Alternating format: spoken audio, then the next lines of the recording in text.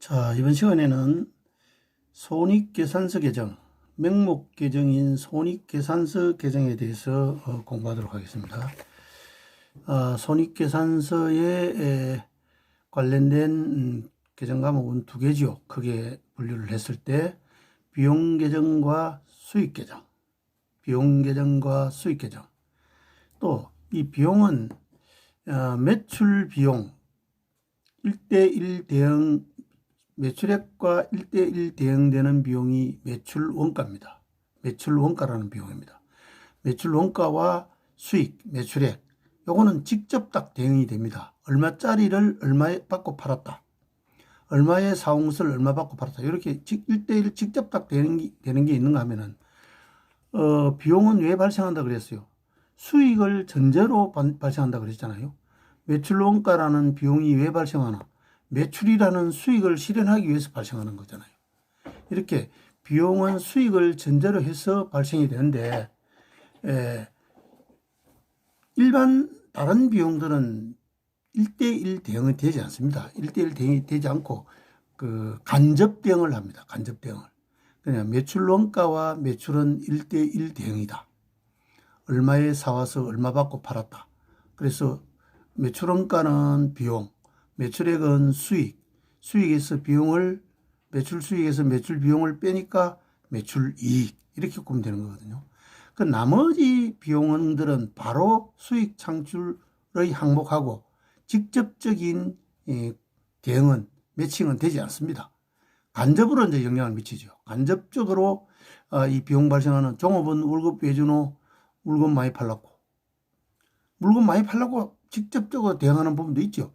영업부서에 하는 사람들은 직접 대응이 된다 하지만도 관리부서에 근무하는 사람이 뭐 판매하는 거하고는 직접 관계는 없잖아요.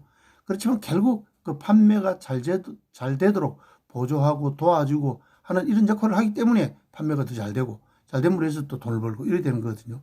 그래서 비용은 직접 대응보다는 간접 대응이 더 많다.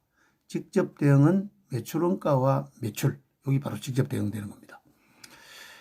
이렇게 이제 그럼 매출 비용이 있고, 그 다음에 영업을, 매출을 잘 할 수 있도록 또 이제 보조해 주는 이런 내용들이 바로 영업 비용입니다. 영업이, 주 영업이, 제조업이 같은 뭐 컴퓨터 제조업이 같은 뭐 컴퓨터를 만들어서 팔아서 돈을 버는 회사, 컴퓨터를 만들어서 파는 활동이 주 영업 활동이겠죠. 그럼 신발 상점이다 이렇게 하는 것도 신발을 팔아서 돈을 버는 이런 가게가 신발 가게잖아요. 그럼 여기서는 신발에 관련된 신발 파는 게 주 영업 활동이 되겠죠. 이렇게 구분하고, 물론 조금 애매하게 여기 영업인지 영업외인지 또 좀 구분이 난해한 부분들도 있습니다. 근데 뭐 그렇게 여러분들 거기에 뭐 고민할 필요는 없고요. 어쨌든 매출 원가, 매출 비용, 그 다음에 영업 비용, 영업을 원래 목적인 주 영업을 잘하기 위해서 발생되는 비용이다. 주 영업을 잘해서 뭐 하려고? 돈 벌려고. 이것도 이제 직접 매출 수익을 올리는 거하고는 연관은 직접 대응은 안 된다 그랬죠. 어쨌든 영업 활동을 간접적으로 도와준다. 영업이 잘 되도록, 판매가 잘 되도록 간접적으로 도와준다. 이런 비용을 영업비라고 그래요. 그러면 이제 이 영업비는 바로 판매비하고 비슷한 성격이죠. 옛날에는 이거 영업 비용을 영업에 관련된 비용을 영업 비용으로 이랬는데, 지금 비용 분류, 원가 분류, 비용 분류하는 데는 판매비와 관리비를 이렇게 분류를 하고 있어요. 하나의 좀 큰 틀을 판매비하고 관리비를 묶어서 이게 바로 영업 비용이다. 판매비는 정말로 판매 활동에서 관리되는 비용이잖아요. 판촉비, 광고 선전비, 영업사원 또는 판매사원의 급여, 판매사원의 여비, 교통비, 출장비, 그렇죠. 판매 잘 되도록 뭐 한번 회식을 시켜줬다, 복리후생비, 이런 영업 판매비하고 관리비는 직접적으로 판매 활동하고는 관계 없어요. 영업하고는 관계 없는데 이제 이 관리해야 되잖아요. 전체를. 주로 이제 쉽게 말하면 본사에 근무하는 직원의 급여, 이거는 바로 이제 관리비죠. 전체적인 관리다. 전체적인 관리를 한다. 회장이, 사장이 그러면 인건비, 이거는 그럼 뭐 직접 영업 활동합니까? 그렇지는 않잖아요. 이런 관리비. 임원들이나 그다음 또 관리청에서의 보수들 또는 본사에서 일어나는 제방, 복리후생비, 여비교통비, 본사 빌딩 감가상각비, 수도 광열비 뭐 많죠. 보험료 이런 본사에서 일어나는 비용들은 관리비로. 그래서 이제 영업 활동상 일어나는 영업비하고 이게 이제 주로 판매 비용이 되겠죠. 그다음에 관리부서에서 일어나는 관리 비용하고 이걸 합쳐가지고 이제 뭐라 하느냐? 판매비와 관리비라고 이렇게 이야기하고 있어요. 그다음 이제 영업 판매비와 일반 관리비는 영업 비용 성질이니까 매출액에서 판매비와 관리비 즉 영업이익을 차감하면 여러분들 그 교환 6페이지에 6페이지에 보면은 손익계산서 계정이 있죠. 그쪽입니다. 매출 총이익에서 판매비와 일반 관리비를 차감하면은 뭐가 나오느냐? 영업이익이 나온다. 이때는 또 이제 영업이라는 말을 또 씁니다. 영업이익이고 여기다가 영업하고는 주 영업 활동하고는 관계없이 일어나는 영업의 수익은 플러스를 하고 영업의 비용은 차감을 해서 세금 전 주식회사나 이런 회사 형태인 것 같으면은 법인세 비용 차감 전 순이익이 나오는 거죠. 거기다가 법인세 등 빼면은 차감하면은 당기순이익, 마지막 당기순이익 이렇게 계산되는 겁니다. 자, 여기 지금 제시되어 있는 손익계산서 계정은 여러분들 이때까지 그 손익계산서를 할 때는 자 빨리 계정기입에 대한 걸 여러분들 이해하라고 계정식으로 했잖아, 그죠? 손익계산서를 T자 계정을 딱 그려가지고 차변에는 뭐 오고 비용 오고 대변에는 뭐 오고 수익 오고 이렇게 나왔는데 이거는 이제 또 일목요연하게 그 손익계산의 흐름 체계로 쭉 이래 나열해 놨습니다. 이게 바로 뭐냐 하면은 이런 형식의 손익계산서를 보고식 손익계산서라 합니다. 보고식 손익계산서는 매출액에서 매출원가 차감하고 거기서 뭐 나오노? 매출 총이익이 나오고 매출 총이익에서 또 뭐를 차감하나? 판매비와 관리비를 차감하면 뭐가 나온다? 영업이익이 나온다. 영업이익에다가 영업 외 수익은 플러스하고 영업 외 비용은 차감하면 뭐가 나온다? 바로 영업 외 수익은 플러스하고 영업 외 비용은 차감하면 세금 전 법인세 비용 차감 전 순이익이 나온다. 근데 이제 개인기업의 경우에는 이 세금과 공과 계정으로 세금하고 공과금하고를 합쳐가지고 세금과 공과 계정을 쓰면서 이거는 영업비에서 바로 빼버립니다. 왜냐하면 뭐 영업의 수익, 영업의 비용 이까지 안 가는 거예요. 법인세 비용을 별도로 안 가는 거예요. 세금과 공과를 퉁쳐가 해버려요. 왜냐하면 개인사업자의 경우에는 법인세라는 게 없습니다. 왜냐하면 없죠. 개인사업자는 법인이 인컴, 법인의 소득에 대해서 과세하는 게 법인세고 개인사업자의 소득에 대해서 과세하는 것은 사업소득세입니다. 사업소득세는 소득세의 종류죠. 소득세. 근로소득세, 뭐 또 양도소득세, 뭐 사업소득세 이런 소득세에 속하기 때문에 그거하고는 조금 다릅니다. 어쨌든 요거는 기본적인 영리법인의 그 보고식 손익계산서의 포맷이에요. 이렇게 이해를 하고. 그럼 여기서 이제 여러분들은 이제 매출액하고 매출원가는 이해해야 됩니다. 수차 강조했잖아요. 매출액은 무슨 계정이다? 수익 계정이다. 매출원가는 무슨 계정이다? 비용 계정이다. 매출액과 매출원가는 매출액에서 매출원가 차감하면 뭐가 나온다? 매출 총이익이 나온다. 매출원가를 회계상 매출원가를 구하는 방법도 이야기했잖아, 그죠? 기초상품 재고에 정기에 팔다가 다 못 팔고 단기로 넘어온 상품, 단기도 팔아야 될 거 아닙니까? 기초상품 재고 2월 상품이죠. 그러니까 2월 상품에다가 또 단기에 구입한 상품, 매입한 상품 여기를 합쳐서 정기에 팔다가 남은 상품이 100원이다. 이번 기에 새로 구입한 상품이 900원이다. 그러면 단기에 판매 가능한 원가는 100원 플러스 900원 해가지고 1,000원이 되는 거예요. 거기다가 이제 기말에 가서 보니까 1,000원이 그대로 있으면은 하나도 못 팔은 거예요. 그런데 기말에 창구에 가서 카운팅을 해보니까 9,000원이 있어야 할 상품이 뭐 2,000원만 있다. 그러면은 1,000원이 있어야 되지. 900원 기초에 100원 있었고 단기에 900원치 사왔고 그럼 판매 가능한 원가는 1,000원이잖아요. 1,000원인데 창고에 가보니까 뭐 300원 있더라. 나머지 700원은 어떻게 했노? 팔려나갔다. 팔려나가는 원가다. 판매가가 아니고 팔려나가는 원가다. 그러니까 이 팔려나가는 원가가 바로 뭐가 되노? 매출 원가가 되는 거죠. 이 매출 원가는 계산식으로도 계산할 줄 알아야 되고, 거기다 또 좀 더 막 복잡하게, 차감되는 요소들이 있습니다. 뭐, 매입 애누리는 어떻게 해야 되노? 환출은 어떻게 해야 되노? 또 뭐, 매입 할인은 어떻게 해야 되노? 또 이런 문제들이 있어요. 근데 그건 또 나중에 생각하고, 일단 기본 포맷은 기초상품 재고액, 플러스 단기 매입액, 순매입액, 마이너스 기말 상품 재고액 하면 뭐가 나온다? 매출 원가가 나온다. 반드시 기억하고. 그 다음에 이제, 매출액에서 매출 원가를 차감하면 매출 총익이 나온다는 건 이제 했고요. 판매비와 일반 관리비 항목들이 많습니다. 이걸 이제 이번 시간에 좀 이해를 해야 되겠거든요. 별도로 3번, 동그라미 3번에 판매비와 관리비와 영업 외 비용도 이렇게 난을 하나 만들어 놨어요. 여기 이제 한번 보면은, 이걸 하기 전에 여러분들, 그 손익계산서 바로 밑에 공란에다가 계정식을 한번 표시해 보세요. 계정식을. T자를 하나 그래서 손익계산서 하고, T자를 하나 그래서 지금 해보세요. T자를 이렇게 하나 그래서 IS 또는 손익계산서를 하고, 차변에는 뭐가 들어가야 되고, 차변에는 뭐가 들어가야 되고, 차변에는 비용 또는 손실, 비용 또는 손실이 들어가야 되고, 대변에는 뭐가 들어가야 됩니까? 수익이 들어가야 된다. 수익이 들어가야 된다.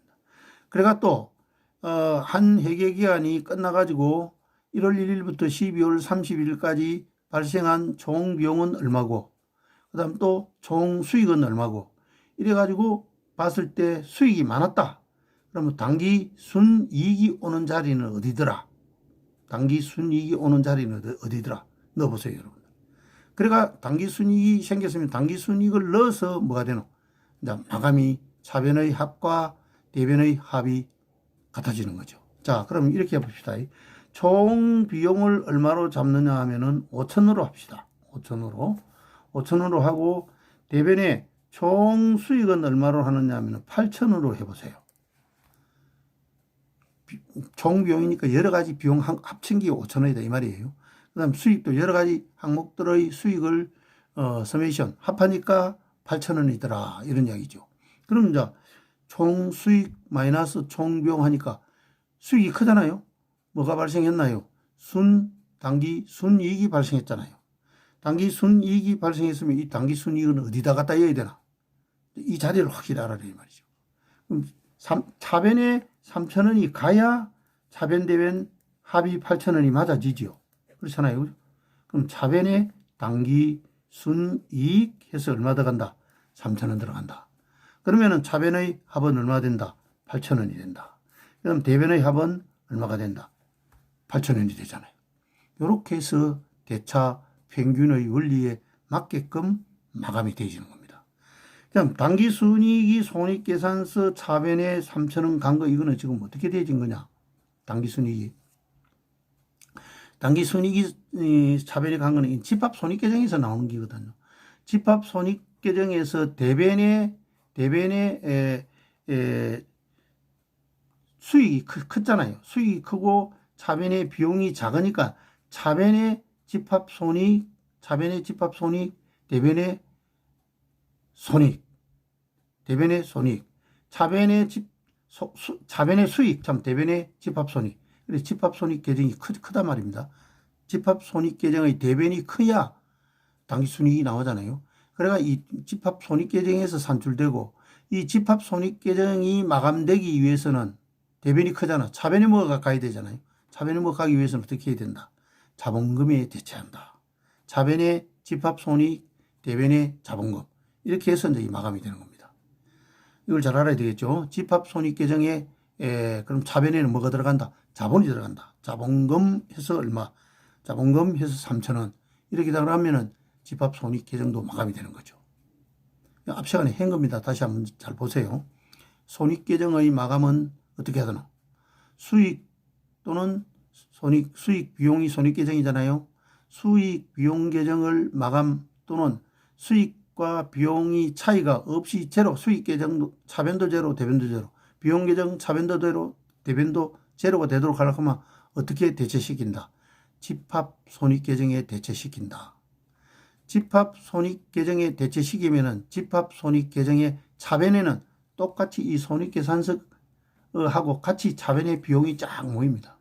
대변에는 그럼 뭐가 또 쫙 모이고 수익 항목들이 쫙 모여요.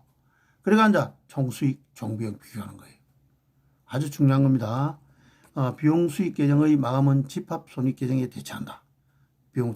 근데 이제 그 재무상태표는 다르죠. 재무상태표에 나오는 자산, 부채, 자본은 차기 이월로 마감합니다. 다음 기로 가서 또 사용해야 되니까. 다음 기로 가서 갚아야 되니까. 다음 기로 가서 또 사용해야 되니까.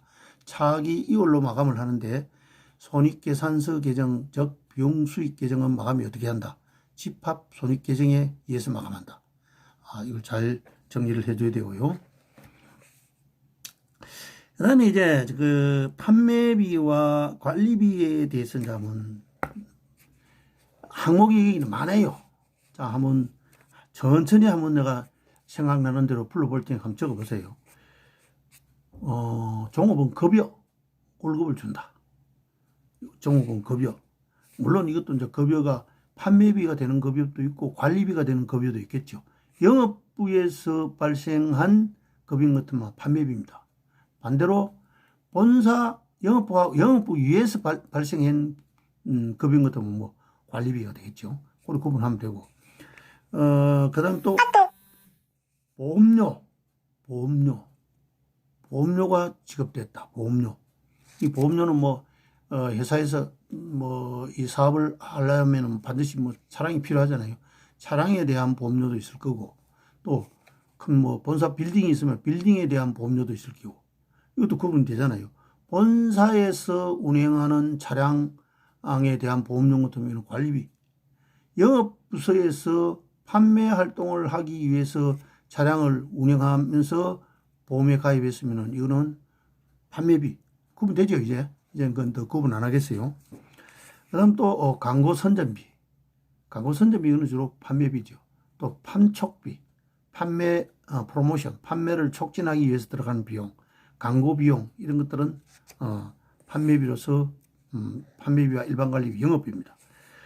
그 다음에 이제 개인기업의 경우에는 세금과 공과도 이 영업비였습니다. 세금과 공과. 세금하고 각종 공과금. 그 다음 이제 전기, 수도, 전기료, 수도료. 전기세가 아니에요. 전기요금이잖아요. 이거는 세금이 국가기관이 아닙니다. 전기요금, 수도요금. 이걸 뭐 통째가 보통 수도 광열비 이렇게 이야기를 해요. 계정화목을. 꼭 자기는 우리는 수도료 전기요 계정으로 하겠다. 그건 틀린 건 아니고요.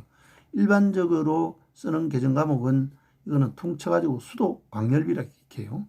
전기, 가스, 또 수도 이런 것들은. 그 다음에 또 어떤 게 있느냐 하면은 소모품비. 컴퓨터 프린터를 할 때 사용하는 이런 용품 있죠. 소모품, 이런 소모품비.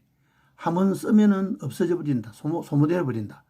이런 것도 있고, 그 다음 또 청소하기 위한 걸레, 빗자루, 이런 걸 또 비품으로는 안 하거든요. 소모품이다. 그 다음에 직원이 출장 간다. 출장 가는 경우에는 여비를 줘야 되잖아요. 출장비를 줘야 되잖아요. 이 출장비는 항목을 여비교통비라는 이런 항목을 씁니다. 그렇다고 꼭 출장비 한다고 틀린 건 아니에요. 그래도 이제 이 기업에게 기준에서 제시한 표준 과목에 이렇게 맞춰주는 게 좋죠. 그 다음 또 접대비. 그렇죠. 접대비. 거래처나 이 접대비를 했다.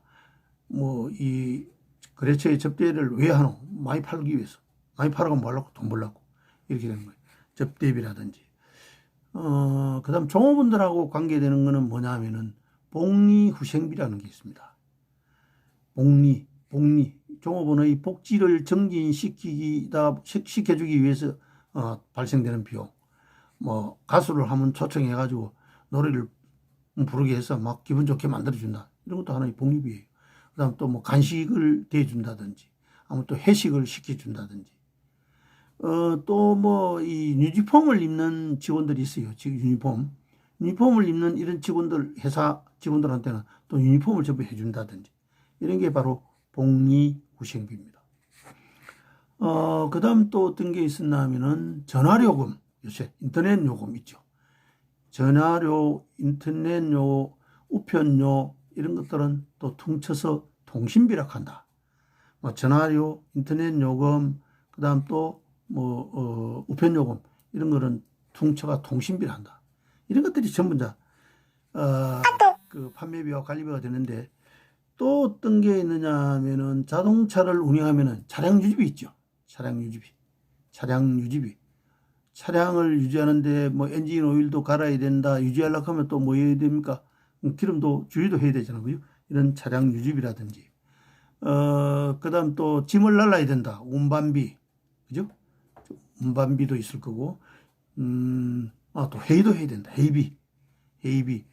그다음에 책을 산다든지 인쇄를 한다든지 뭐 이럴 때 도서 인쇄비. 이런 것들이 전부 뭐가 되느냐? 판매비와 관리비에 속하는 겁니다.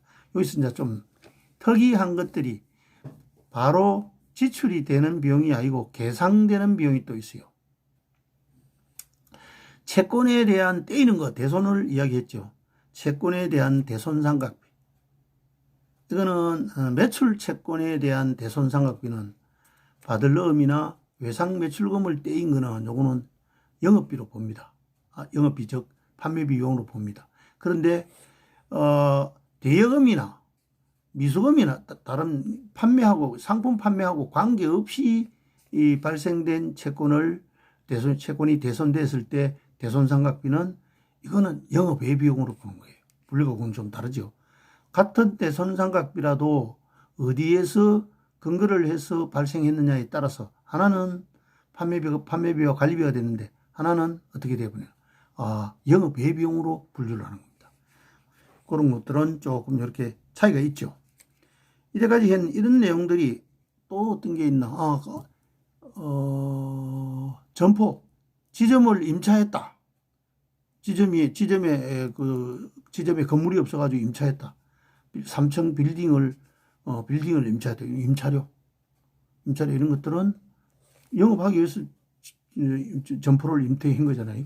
그럼 이런 거는 바로 영업비, 즉 판매비와 관리비에 넣어주면 된다.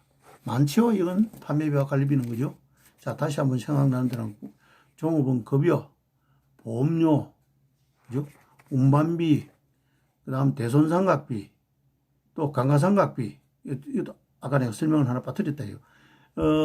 추정해서 계상, 현금이 지출, 지금 당장 비용 지출이 되지 않고 계상만 하는 거, 대손상각비와 강가상각비입니다. 기발에 하는 게 그 대손상각비와 강가상각비고, 그렇지 않고 나머지 비용들은 전부 다 지출되는 겁니다. 좁은 급여 지출돼야 되죠. 여비교통비 지출하지요. 그 다음 보험료도 보험회사에 납부하잖아요. 그 다음에 광고 선전도 광고회사에 돈 내야 되잖아요. 소모품 빌도 종이 사오고 뭐 걸레 사오고 하면은 돈이 직접 들어가잖아요. 접대비도 현금 지출. 지금 당장 현금 외상으로 하더라도 결국은 나중에 현금 지출이 돼야 되는 겁니다. 그 다음에 뭐 세금도 내야 되는 거고, 또 복리후생비도 현금 나가는 거고, 수도광열비 마찬가지, 통신비 나가는 거잖아요. 다 그죠? 차량 유지비도 나가는 거. 그 다음 회의비도, 회의를 하고 뭐 밥을 먹었다. 회의비도 나가야 되잖아요. 그 다음 도서 인쇄비, 이것도 돈 나가는 거거든요. 이런 제반 항목들은 주로 지출되면서 현금 지출이 나중에 돼야 되는 겁니다. 이런 비용들이 판매비와 관리비를 구성하고 있다. 자, 그 다음 항목에서 내려가면 뭐가 나오느냐 하면은, 자, 영업 판매비와 관리비를 빼면은 영업이익이 나왔는데, 영업이익에다가 영업 외 수익을 보탠다 그랬잖아요. 자, 여러분들 꼭 표시를 하세요. 매출원가 앞에는 마이너스 부호, 판매비와 일반 관리비 앞에도 마이너스 부호, 영업 외 수익은 앞에는 플러스 부호, 영업 외 비용 앞에는 마이너스 부호. 그러면은 법인세 비용 차감전 순이익 나옵니다. 법인세 등도 마이너스 부호가 앞에 붙어야 맞습니다. 이렇게 정리가 됩니다. 그 부호가 플러스 부호나 마이너스 부호를 누락했어요. 빠뜨렸죠. 그럼 자, 판매비 일반 관리비가 되겠고, 이제 그 다음 나오는 항목이 영업 외 수익을 해야 됩니다. 영업 외 수익. 영업 외 수익. 이자 비용은 영업 외 비용인데, 이자 수익은 영업 외 수익입니다. 자, 그 다음에 유가증권 처분 이익은 영업 외 수익인데 같이 하겠어요. 영업 외 비용하고. 유가증권 처분 손실은 영업 외 비용입니다. 유가증권 처분 이익 처분 손실은 장부에 100원으로 되어 있는 유가증권을 팔 때 120원 받았다 하면 20원 남았잖아요. 처분 이익이고, 장부에 100원이 되어 있는데 70원밖에 못 받았다 하면 30원 손해봤잖아요. 그럼 처분 손실입니다. 항상 팔린 가격하고 장부 원가하고 비교하는 게 처분 이익이나 처분 손실이 된다. 그 다음 또 유형자산 처분 이익과 처분 손실. 처분 이익은 영업의 수익, 처분 손실은 영업의 비용, 이렇게 구분하는 거예요.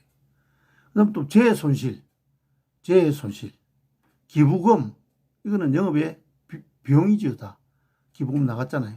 그 다음 재손실, 재해로 인해 가지고 뭐 불에 탔다든지 화재를 입었다든지, 안 그러면 또 뭐 물에 휩쓸려 갔다든지, 이런 재손실들은 수익 창출하고, 손실은 수익 창출하고 관계없습니다. 수익하고 무관하게 발생되는 거예요. 불가항력적으로.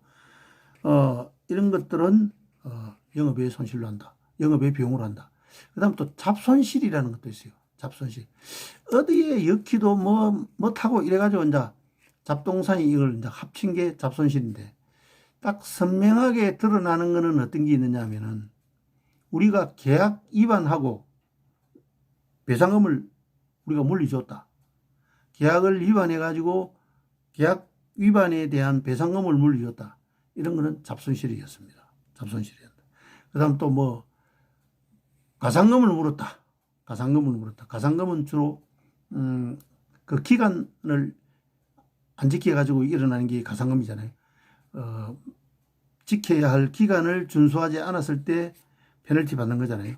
이런 가상금이나 또 뭐, 아주 그 좀 뭐, 극단적인 이런 예를 들자면은, 우리가 뭐 사무실에서 이렇게 근무를 하고 있는데 손님이 와서 이래 면부를 좀 하고 시주를 좀 해달라 한다.